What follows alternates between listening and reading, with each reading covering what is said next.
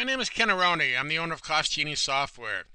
Today I'm going to show you a demonstration video of our back-of-the-house systems and control program. It's a program that allows you to create a weekly prime cost report. It'll give you complete operational financial control of your restaurant. So, what is a prime cost report? A prime cost report is the total of food costs, beverage costs, salaries and wages, payroll, taxes, and benefits. Those equals add up to prime cost. The prime cost less sale is gross margin. It shows you the amount of money that you have each month to pay your overhead, rent, utilities, and direct costs. Why is prime cost important?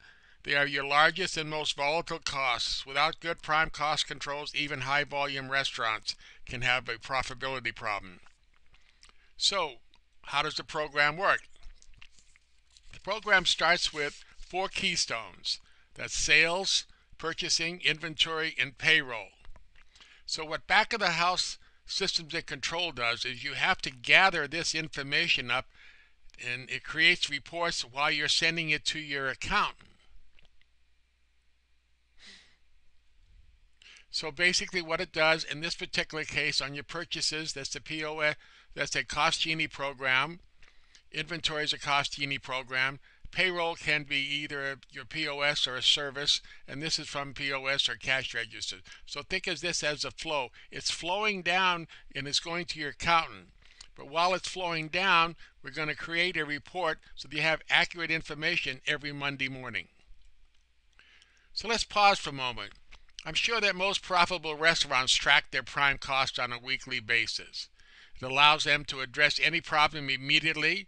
The reason it is done weekly is by the time you get your financial statements, you're probably halfway through the following month and it's old news. By knowing what their prime costs are at the end of each week, they are able to be in a better position to react quickly, cut their losses, and get the problem resolved. This is a program for those who do not have an ongoing prime cost program report.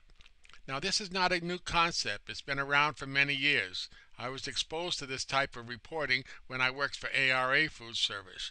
So that was in the early 70s. In the 80s, I created this back-of-the-house systems and control with all these manual forms.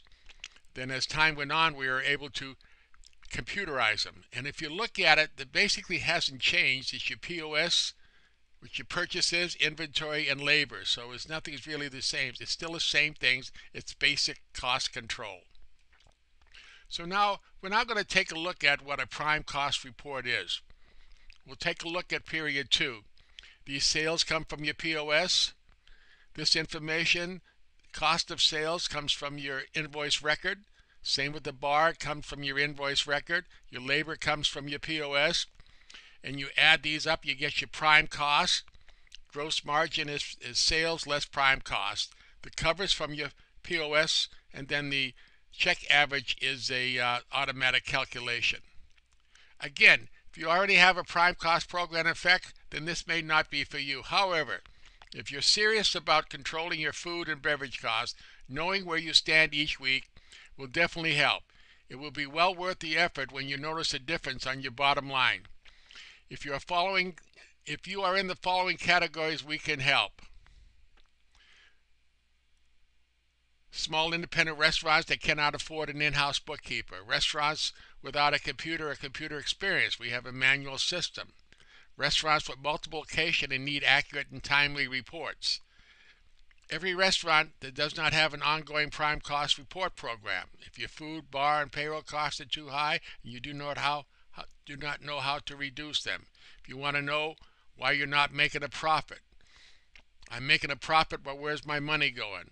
I'm having to put money in my restaurant every month to cover expense, as well as many more.